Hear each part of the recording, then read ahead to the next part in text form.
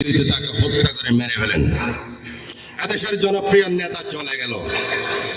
পরবর্তীতে এই বিএনপির হাল কে ধরবে, রাজনৈতিক দলকে চালাবে, মানুষ দিক বিদিক চুটাচুটি করার পরে বিভিন্ন নেতারা, বিএনপির সিনিয়র নেতৃবৃন্দ যারা তৎকালীন ছিলেন, তারা সহ বাংলাদেশের বুদ্ধাগণ যারা বুদ্ধিজীবী, তারা সবাই বলেছিলেন দেশনেত্রী বেগম খালেদা জিয়াকে বিএনপি চেয়ারপারসনের দায়িত্ব দিয়ে বিএনপি নামক দলটাকে পরিচালনা করার জন্য দায়িত্ব দেন।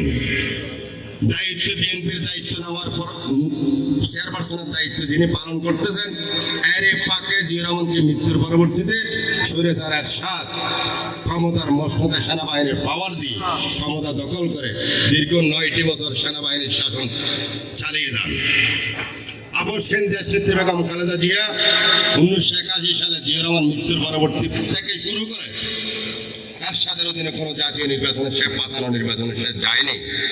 তৎকালীন সময় থেকে তার জীবন সংগ্রাম শুরু হয় ভোটের অধিকার আদায়ের জন্য। জনগণের ভোট জনগণে দিবে, যাকে দিবে সে নেতা হবে, সে এমপি হবে, দেশ চালাবে।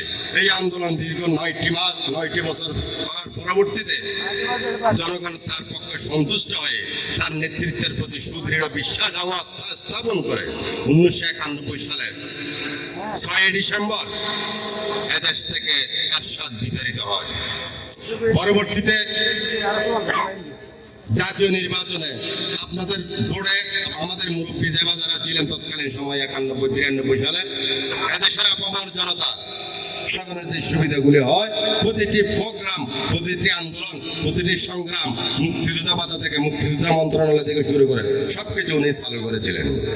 তার দীর্ঘ জীবন বিগত 2025 সালের 30 ডিসেম্বর ইন্তেকাল করেছেন। ইন্না লিল্লাহি ওয়া ইন্না ইলাইহি রাজিউন। দীর্ঘ ইতিহাস, দীর্ঘ জীবন তার জনগণের জন্য করে গেছেন। তার মৃত্যু পরবর্তীতে বিভিন্ন সংস্থা তার কোনো অ্যাকাউন্ট আছে কিনা ব্যাংকে তদন্ত করে দেখেছে, খালেদা জিয়ার নামে জীবন একটি অ্যাকাউন্টও নাই। যদি ব্যাংকে কোনো অ্যাকাউন্ট না থাকে, তার টাকা পয়সা থাকার তো কোনো কথা নয়। তদন্ত করে দেখেছে তার নামে টোটাল বাংলাদেশে তার বাবার পৈতৃক সম্পত্তি, স্বামীর শ্বশুরের দেওয়া পৈতৃক সম্পত্তি ছাড়া নিজের নামে এক খণ্ড জমি সারা বাংলাদেশে নাই। একটা রাজার স্ত্রী ছিলেন, রাষ্ট্রপতির স্ত্রী ছিলেন, সেনাবাহিনীর প্রধানের স্ত্রী ছিলেন, যিনি তিনবারের প্রধানমন্ত্রী ছিলেন।